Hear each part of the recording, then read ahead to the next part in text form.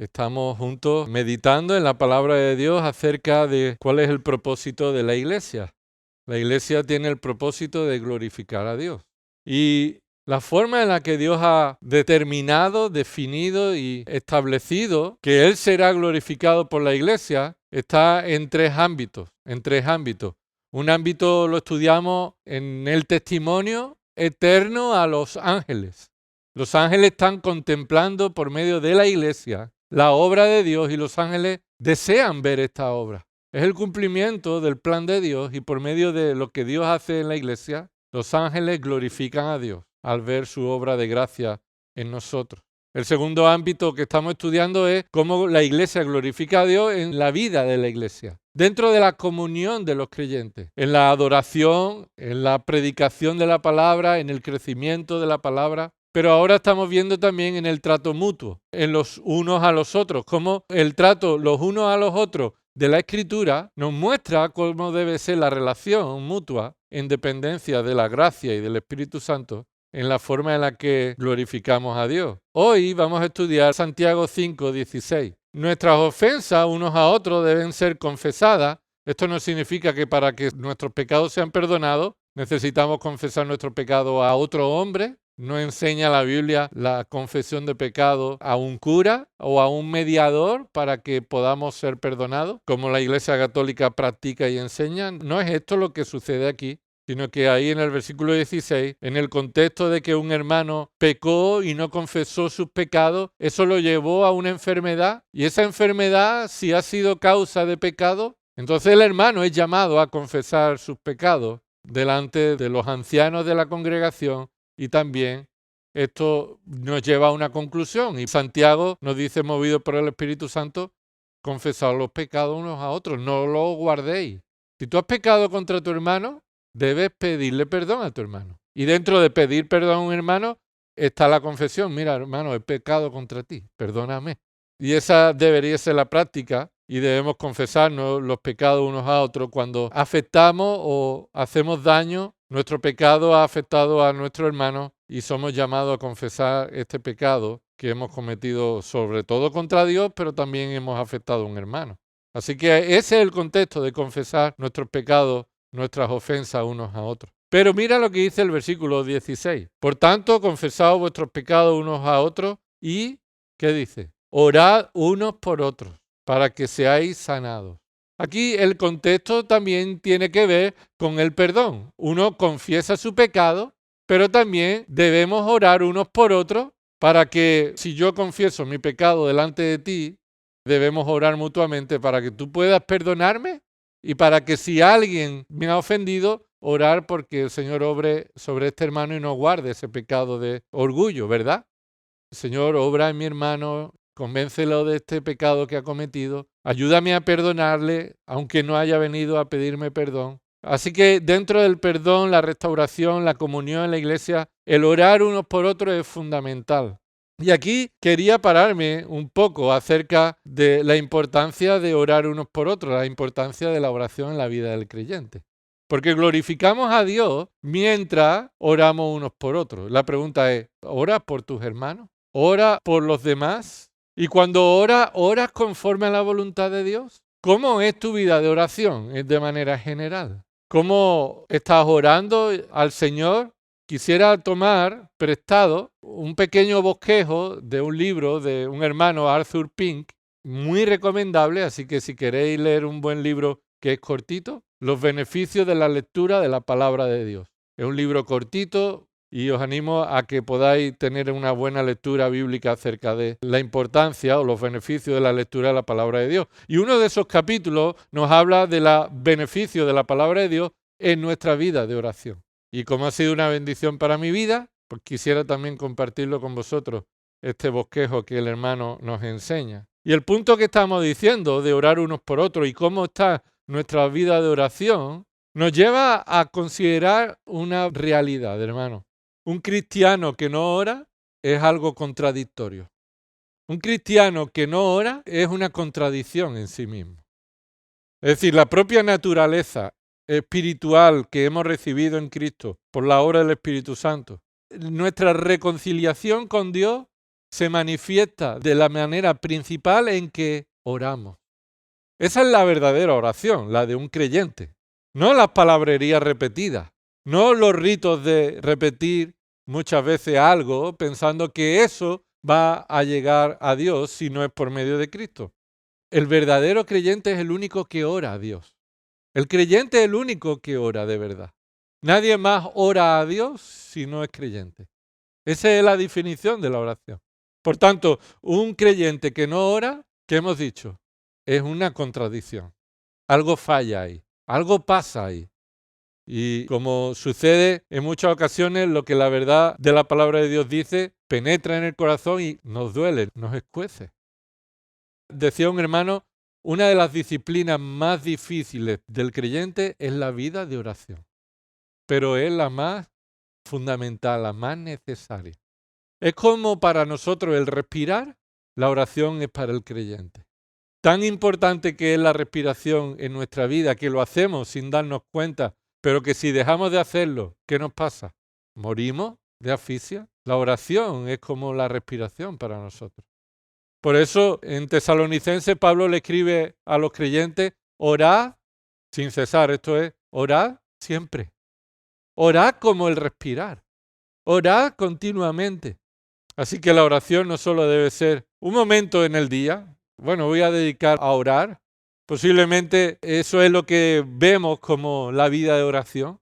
Y es bueno, pero la vida de oración no es solamente una hora en un programa, en un día, en un tiempo apartado, que eso sería escandalosamente bueno, sino que la oración es una manera de vivir en dependencia de Dios. La forma en la que reconocemos que sin Dios no hacemos nada es en la forma en la que oramos. Tú dime cómo oras y te diré cuánto dependes de Dios. Así que una de las razones que Dios permite el sufrimiento en nuestra vida, ¿para qué es? Para que reconozcamos que necesitamos orar. Es una de las muchas razones en las que Dios permite el sufrimiento en nuestra vida, que Él permite que nuestro pecado siga influenciándonos y el pecado del mundo nos afecte, es que reconozcamos nuestra absoluta dependencia del poder de Dios, de la sabiduría de Dios, del perdón de Dios, de la dirección de Dios, del consuelo de Dios. Nehemías estaba delante del rey cuando estaba triste porque había escuchado malas noticias de cómo está su pueblo en Jerusalén. Y Nehemías estaba con los persas, él era copero del rey y le dijo al rey, ¿qué te pasa? ¿Por qué estás triste? Y no voy a estar triste si mi pueblo está destruido, sus murallas derribadas, sus puertas quemadas. El rey le dijo, ¿qué pides? Y dice el texto, y oré al Señor. Y dije al rey. La vida de oración de Nehemías era eso. En todo momento, en cualquier momento, antes de actuar, la oración estaba presente. Oré al Señor y dije al rey. Eso no fue, me aparté, bueno, voy a orar y ahora vengo y te hablo. No, eso fue la oración telegrama, la oración de dependencia. Así debe ser y así es el propósito en el que Dios permite estas situaciones de sufrimiento en nuestra vida. Nuestra vida de oración muestra nuestra dependencia de Dios. Si no dedicamos un tiempo especial en nuestra vida a orar, no estamos mostrando nuestra necesidad de Dios. Y entonces eso significa que aún estamos todavía confiando en nosotros mismos, en otros, en las ayudas de esto, en la ayuda de los otros. Pero nuestra oración es nuestro reconocimiento que de Dios dependemos, que en Dios esperamos, que en Dios nos refugiamos. Los rectos de corazón se refugian bajo la sombra de sus alas. Eso es un lenguaje figurado. Y lo que está hablando es como los pollinos se refugian bajo la sombra del cuidado de su madre. Los polluelos se refugian bajo la sombra de su cuidador. Nuestra vida de oración debe ser, ¿cómo? Mejor de la que. Empezando por la mía, hermano. Mira, escucha. Nunca habrá un momento en la vida en el que puedas decir estoy satisfecho con mi vida de oración. Nunca. Es una certeza que todo creyente debe tener en todo momento de su vida. No oro como debiera. Y eso nos debe llevar a decir, Señor, perdóname, porque no oro como debiera. ¿Sabe una de las formas en la que podemos pecar? ¿Sabes cuál es? En la forma en la que oramos. No solamente la forma en la que no oramos, sino que también pecamos en la forma en la que oramos. Porque a veces oramos poco Y cuando oramos, nuestra oración no es conforme a la voluntad de Dios. Reclamamos, exigimos, establecemos la dirección por la que Dios debe actuar, por donde Dios debe ir, nos centramos en nosotros mismos. Nuestra oración en muchas ocasiones es forma de pecado. ¿Quién amaba las oraciones largas y ser oído por los demás? Dime, los fariseos. Jesús decía eso en Mateo y les hablaba a los hipócritas y no hagáis lo que ellos hacen porque ellos aman las oraciones largas. Así que es una contradicción. Oramos poco, pero a veces la oración es usada para pecar y mostrar algo que en realidad no somos, o mostrar una hipocresía. Así que, ¿cómo debemos orar? Es la palabra de Dios la que dirige nuestra oración, debe dirigir nuestra vida de oración. Los discípulos le pidieron al Señor Jesús que enséñanos a orar, enséñanos a orar. Y eso es lo que debemos reconocer. Necesitamos reconocer que Cristo debe guiarnos todavía hoy a enseñarnos a orar. Debemos seguir pidiendo al Señor que nos ayude a orar al Padre en el nombre de Cristo y por medio de la dirección del Espíritu Santo, bíblicamente. Entonces la pregunta aquí es, ¿cómo glorificar a Dios mientras oramos unos por los otros? ¿Cómo glorificamos a Dios en nuestra vida de oración?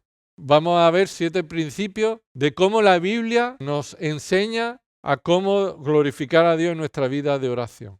¿Vale? Y lo vuelvo a repetir, estos no son de los que yo he sacado. Ha sido una bendición leerlo en este libro y quisiera también compartirlo con vosotros, con la iglesia. En primer lugar, la palabra de Dios nos ayuda a comprender la profunda importancia de la oración. La palabra de Dios nos ayuda, primero, nos ayuda a comprender la profunda importancia de la oración. Es la palabra de Dios la que nos enseña que la oración tiene una importancia profunda para el creyente.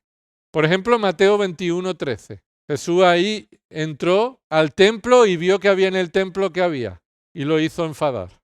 Hay un mercado, un negocio montado y entonces hizo un látigo y como el dueño de la casa, porque era el dueño de la casa, echó a todos allí los mercaderes y ¿qué dijo?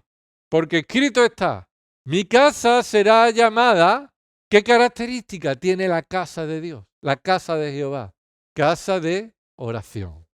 Fíjate que ese es el título, podría ser el título de la casa de Dios, del templo de Dios.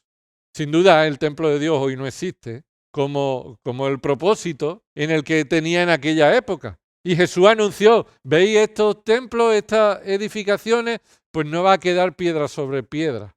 Y Jesús le dijo a la samaritana, vosotros decís que en Samaria hay que adorar a Dios, nosotros decimos que en Jerusalén, pero se acerca el día en que ni allí ni aquí, sino que el Padre está buscando adoradores que le adoren en espíritu y en verdad, no en el sitio, sino en la relación por medio de Cristo. Pero su casa es llamada casa de oración. Y esta es la profunda importancia que nos muestra que la característica de honrar a Dios, glorificar a Dios es por medio de la oración. Pero vosotros la habéis convertido ¿en qué? En cueva de ladrones o una oportunidad de negocio o todo lo contrario a lo que debería ser. Es decir, debería ser una casa donde venimos a alabar y depender de Dios y lo habéis convertido para vuestro beneficio y negocio. Filipenses 4:6, mira lo que dice. Por nada estéis afanosos. ¿Qué es afanoso? Agobiado, angustiado, preocupado, que pierdes la paz. Pues por nada, ¿no? Por nada. Pues mira cómo tengo el frigorífico, pero mira cómo tengo esto, pero mira mi analítica, pero mira no sé qué, pero mira no sé cuánto. Y Pablo le dice a los filipenses, por nada estéis afanosos. Y claro, Pablo lo decía porque él estaba en un hotel por ahí, ¿verdad? Le iba bien, ¿verdad? A Pablo, ¿cuándo escribió Pablo Filipenses? Estaba encarcelado, estaba privado de libertad. Y él decía, por nada estéis afanosos. Pero fíjate lo que continúa diciendo. Antes bien, o por el contrario, en lugar de eso, en todo o en cualquier situación, por cualquier cosa, en cualquier tema, mediante oración y súplica, con acción de gracia, sean dadas a conocer vuestras peticiones delante de Dios. Lo que este versículo dice es que si oráramos más, estaríamos menos ansiosos, preocupados. Si oráramos más, empezando por acción de gracia, porque dice ahí el texto, mediante oración y súplica, con acción de gracia, se han dado a conocer vuestras peticiones delante de Dios. Si oráramos más, entonces estaríamos menos afanosos por nada. No estaríamos olvidando y siendo irresponsables, no, estaríamos haciendo lo que deberíamos hacer. Esperar, desear ser guiado, cuidado, descansar en la provisión, en el cuidado de Dios, en su sabiduría. Colosenses 4, versículos 2 al 4. Dice Pablo, perseverad en la oración, velando en ella con acción de gracias. Fíjate de nuevo, perseverad en la oración, velando en ella, en la oración, con acción de gracias. Orando al mismo tiempo también por nosotros. ¿Quiénes son nosotros? Ahí en el contexto. Pablo y los colaboradores que están predicando. Pablo necesita la oración de los demás. Y tú y yo necesitamos la oración. Pablo sabe que es profundamente importante la oración, no solamente en su propia vida, sino uno por otro. Así que dice, perseverad en la oración. Esto es lo mismo que orar sin cesar. Y no solamente por vosotros, sino también hacerlo por nosotros.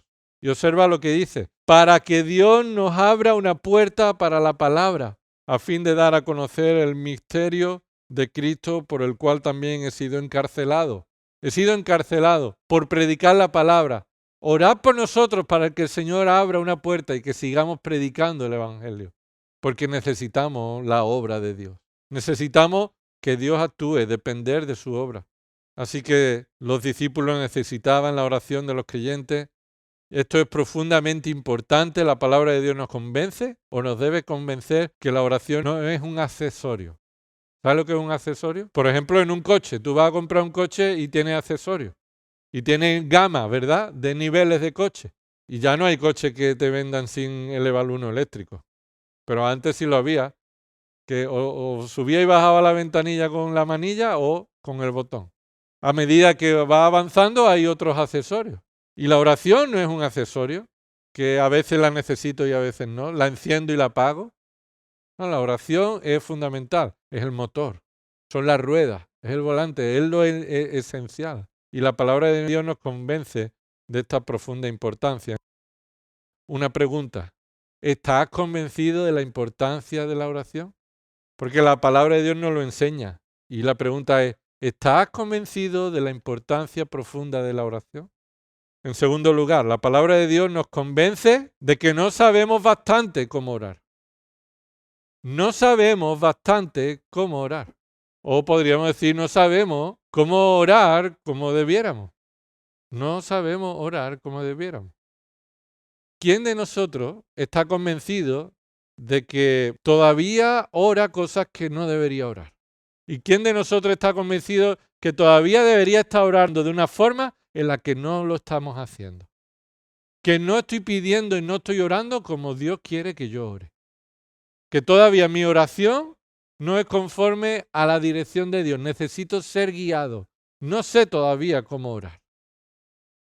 No estamos convencidos de eso. Estamos seguros de que cuando oramos sabemos que lo que estamos pidiendo estamos orando bien, conforme a la voluntad de Dios. Mira lo que dice Romanos 8, 26. Y Pablo es quien aquí está hablando y se incluye a sí mismo, pero está hablando de la realidad de todo creyente. Romanos 8, 26. Y de la misma manera, también el Espíritu Santo nos ayuda en nuestra debilidad, porque, ¿qué dice ahí? No sabemos orar como debiéramos. Escúchame, Pablo no dice, algunos no saben orar como deben. Pablo no dice, hay quien ora bien y hay quien ora mal. Pablo está guiado por el Espíritu Santo diciendo una realidad de todo creyente. Todavía no sabemos orar como debiéramos. Yo no sé si tú estás convencido, pero la palabra de Dios nos ayuda a convencernos de que todavía no estamos orando como debiéramos orar. Todavía necesitamos ser enseñados a cómo orar, porque no sabemos orar como debiéramos. Por eso Lucas 11:1, los apóstoles necesitaban ser enseñados en la oración y le dijeron al maestro, a Jesús, enséñanos a orar. ¿Y crees que ya aprendieron a orar con lo que Jesús les enseñó? No, el Señor Jesús les dio un patrón, les dio una guía, pero Pablo más adelante nos dice, todavía no sabemos cómo orar. No sabemos cómo orar. Y la palabra de Dios nos convence en que cuando oramos debemos examinar que todavía no estamos orando como debiéramos orar. Y eso nos lleva a la tercera. La tercera, si no sabemos cómo orar como debiéramos, entonces la tercera es esta. La palabra de Dios nos convence de nuestra absoluta necesidad de la ayuda del Espíritu Santo. ¿Nos convence de qué? De que como no sabemos orar como debiéramos, ¿qué? Tenemos una absoluta necesidad de la ayuda ¿de quién? Del Espíritu Santo. No necesitamos, para saber cómo orar, aprender de otros. Ese no debería ser nuestro patrón. Podríamos aprender de la oración de otros, pero la guía que Dios ha provisto para nuestra ayuda de cómo debemos orar es el Espíritu Santo. Mira de nuevo lo que dice ahí, Romanos 8:26. Hemos dicho, porque no sabemos orar como debiéramos. No sabemos orar como debiéramos, esto es una realidad. Pero esa es la razón, ¿no? Cuando dice porque no sabemos orar como debiéramos, es la razón. ¿Y la razón de qué? De que necesitamos ¿qué? Absolutamente la ayuda de quién. ¿Qué dice ahí? Del Espíritu Santo. Mira el versículo 26. Y de la misma manera también el Espíritu nos ayuda en nuestra debilidad. Escucha, nuestra debilidad es no solamente cuando estamos conscientes de nuestra debilidad en un sufrimiento, sino que también la conciencia de la debilidad es saber que no oramos como debiéramos. Eso es una debilidad nuestra, que no sabemos orar como debiéramos. Y entonces el Espíritu Santo, dice ahí, nos ayuda en nuestra debilidad, porque no sabemos orar como debiéramos. Pero, mira tu Biblia, pero el Espíritu Santo mismo. ¿Por qué dice el Espíritu Santo mismo? Esa palabra mismo, ¿por qué está ahí? No está ahí puesta porque sí. Porque Él activamente, Él de manera directa, es decir, personalmente, no va a llamar a nadie más, no va a necesitar las circunstancias, no va a necesitar ninguna otra persona. Él mismo, el Espíritu Santo, Dios morando en el creyente, Él intercede por nosotros con gemidos indecibles. Gemido indecible aquí no es hablar en lengua. Aquí gemido indecible es con intensidad, con celo. Él intercede por nosotros con un clamor intenso, con celo profundo, como un gemido, un pedir, una intensidad profunda. Versículo 20. Porque la creación fue sometida a vanidad, no de su propia voluntad. Esta es la creación, la naturaleza, los seres humanos, toda la creación fue sometida a vanidad, es decir, el pecado afectó a la creación. Dice, no por su propia voluntad, versículo 20, sino por causa de aquel que la sometió en la esperanza de que la creación misma será también librada de la esclavitud de la corrupción, esto es, del pecado, será librada un día, porque Dios lo prometió, de la esclavitud de la corrupción a la libertad de la gloria de los hijos de Dios. Versículo 22, mira lo que dice, es muy importante. Pues sabemos que la creación entera aún gime y sufre dolores de parto hasta ahora. ¿Sabe que esa palabra gime es la misma que está en el versículo 26? La misma forma en la que el Espíritu Santo gime intercediendo por nosotros. Lo que está diciendo es que la intensidad de la creación en la que está clamando a Dios de manera figurada, una intensidad de ser librado de las consecuencias del pecado, de la misma intensidad el Espíritu Santo intercede a nuestro favor, en nuestro lugar, con un clamor intenso para que en medio de nuestra debilidad Él pueda interceder conforme a la voluntad de Dios. ¿Sabemos orar como conviene? No lo sabemos, pero el Espíritu Santo lo hace intensamente. Por eso dice el versículo 27, y aquel que escudriña los corazones sabe cuál es el sentir de el creyente, ¿qué dice ahí? Mira lo que pone ahí. Saber cuál es el sentir del Espíritu. Y ese es el Espíritu de Dios, porque Él, el Espíritu, intercede por los santos, conforme a ¿qué? A la voluntad de Dios. Entonces, no sabemos cómo orar correctamente todavía, pero en tercer lugar hemos visto la palabra de Dios nos convence de que necesitamos absolutamente la ayuda del Espíritu Santo para orar conforme a la voluntad de Dios. Eclesiastés 6:12 dice, porque, y hay una pregunta aquí retórica, ¿quién sabe lo que es bueno para el hombre durante su vida y en los contados días de su vana vida? ¿Quién sabe para ti qué es lo mejor? Dime, Dios, el Espíritu Santo. Entonces, cuando dependemos del Espíritu Santo, Él intercede para que oremos conforme a la voluntad de Dios, no conforme a nuestra voluntad. Y tú estableces tus planes y tú dices, esto sería lo bueno para mi vida, pero no es conforme a la voluntad de Dios. Entonces debemos depender del Espíritu Santo en nuestra oración. Salmo 19:12 dice, ¿quién puede discernir sus propios errores? ¿Quién puede darse cuenta de sus propios errores por sí mismo? La respuesta es nadie. Si el Señor no me ayuda, hemos leído antes en el Salmo, nuestro pecado nos engaña para discernir nuestro error. ¿Quién puede discernir sus propios errores? Nadie. Por eso el salmista dice en ese versículo, en respuesta a ese nadie, asuélveme o perdóname de los que me son ocultos. Ayúdame a entender mis pecados ocultos, los que yo no veo, perdóname por ellos, porque reconozco que todavía yo no soy consciente de mi debilidad, de mi pecado, de mi necesidad de orar conforme a su voluntad. Entonces, ¿qué hemos dicho? Un repaso rápido. La palabra de Dios nos ayuda a comprender la profunda importancia de la oración. En segundo lugar, la palabra de Dios nos enseña o nos convence de que no sabemos bastante cómo orar. No sabemos todavía cómo orar como debiéramos. En tercer lugar, hemos dicho que a consecuencia de eso, la palabra de Dios nos convence de nuestra absoluta necesidad de la ayuda del Espíritu Santo. ¿Sí? En cuarto lugar, la palabra de Dios nos enseña el buen propósito de la oración. La palabra de Dios nos enseña el buen propósito de la oración. La oración tiene un buen propósito. Y no es que Dios haga nuestra voluntad, sino que ¿qué? Que Él haga su voluntad. Que Él haga su voluntad. El buen propósito de la oración es hacernos depender del Señor y que Dios haga su voluntad. Esto nos lleva al quinto punto. La palabra de Dios nos enseña a confiar en las promesas de Dios. A confiar en las promesas de Dios. No a reclamar las promesas de Dios. A conocerlas y confiar en ellas. Esperar en ellas. Porque las promesas de Dios vendrán cuando Dios quiera. Las promesas de Dios no se reclaman. Las promesas de Dios se esperan. Confiamos en ellas. Y Dios las traerá cuando Dios quiera. Así que la palabra de Dios nos enseña que oramos confiando en las promesas de Dios.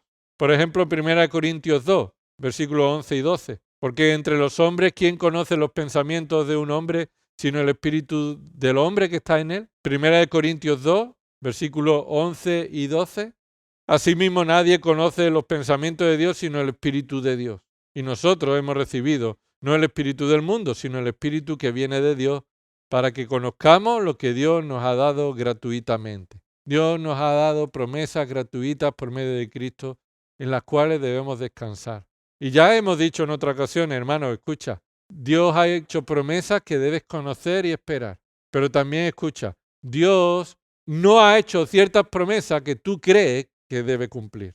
Dios no ha hecho ciertas promesas que tú crees que Dios debe cumplir. Y el ejemplo es, tú y tu casa seréis salvos, tú y tu casa, y eso no es una promesa de Dios. Entonces hay cosas que Dios ha prometido y debes confiar y esperar, pero hay cosas que Dios no ha prometido y no debes convertirla en promesa, sino que debemos confiar y conocer en las promesas de Dios. En sexto lugar, la palabra de Dios nos enseña la absoluta autoridad de Dios.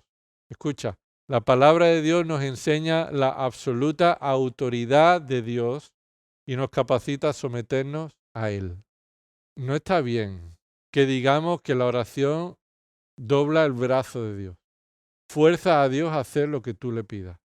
Lo he escuchado muchas veces. La oración del justo puede mucho. Eso es bíblico, ¿sí? Y eso se dice entonces, tu oración hará que Dios cumpla lo que tú le pides. Tu oración fuerza el brazo de Dios para que Él haga lo que tú estás pidiendo. Eso es mentira. Eso es hacerte a ti soberano y a Dios, con todo los respeto, el genio de la lámpara. Nunca es así. Y por eso es una necesidad de aprender a orar. Porque la Biblia nos enseña que cuando oramos nos sometemos a la voluntad de Dios. Nos hacemos a Dios esclavos de nuestras peticiones. Dios no va a cumplir nuestras oraciones porque nosotros la hagamos creyendo con mucha fe o pensando que nuestra oración va a forzar su mano. Mentira, es una herejía. Al contrario, Dios es soberano, su autoridad y gobierna todas las cosas y nuestra oración es reconocer esa autoridad y someternos a su voluntad. Dime un ejemplo de eso. Un ejemplo de la oración sometida a la voluntad de Dios. ¿Qué oró Cristo en el huerto? Señor, si es posible, pase de mí esta copa, pero no se haga mi voluntad, sino la tuya. ¿Oramos así como Cristo? ¿Nos sometemos a la soberanía de Dios, aunque signifique pasar por el sufrimiento? Yo como hombre, dijo Cristo, yo como hombre no querría sufrir, pero estoy sometido a tu voluntad voluntariamente, no forzadamente. Esteban estaba orando, pidiendo que el Señor no le tuviera en cuenta los pecados a esos hombres. Y en esa oración él estaba sometiéndose a la voluntad de Dios y clamó que el Señor lo tomara. Y él vio el cielo abierto. Así que el creyente es llamado por medio de la oración a someterse a la autoridad de Dios, a someternos a su señoría, a su gobierno. Y en último lugar, la palabra de Dios nos enseña a reconocer que orar es un gozo, no es una carga. Orar es un gozo, no es una carga. Cuando todo esto culmina, todo lo que la Biblia nos enseña culmina, ¿sabe dónde culmina? En que disfrutamos orando. Disfrutamos orando. Es un gozo orar. Un gozo saber que el trono de la gracia está abierto con libertad.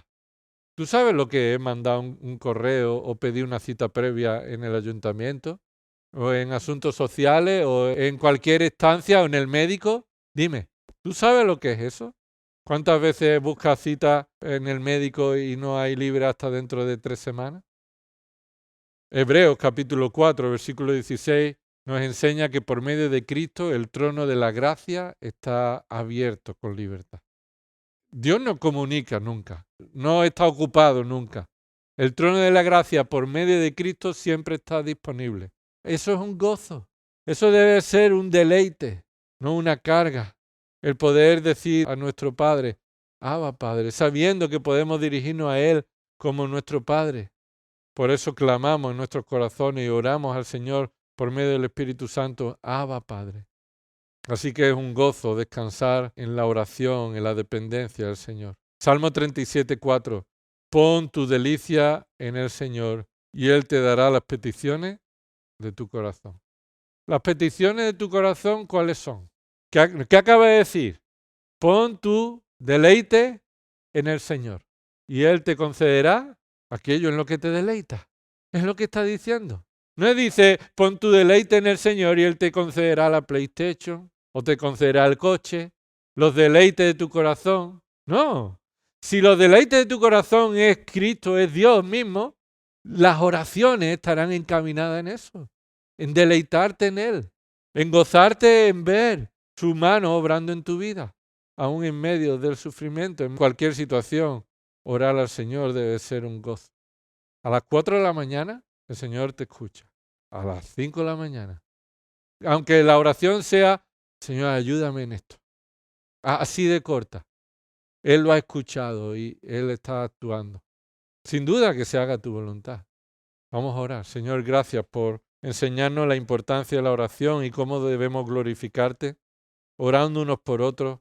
Señor, reconociendo nuestra debilidad porque no oramos todavía como debiéramos. Estamos centrados en nosotros mismos, estamos centrados en nuestras necesidades materiales, pero, Señor, también hay fundamentalmente una necesidad espiritual. Necesitamos reconocer que sin ti no podemos hacer nada que te agrade y esta dependencia, Señor, debe mostrarse en nuestra vida de oración. Enséñanos a orar como conviene, a depender del Espíritu Santo, a ser guiados por tu palabra, a gozarnos en esta oración por medio de Cristo. Todo esto oramos en el nombre de Jesús. Amén.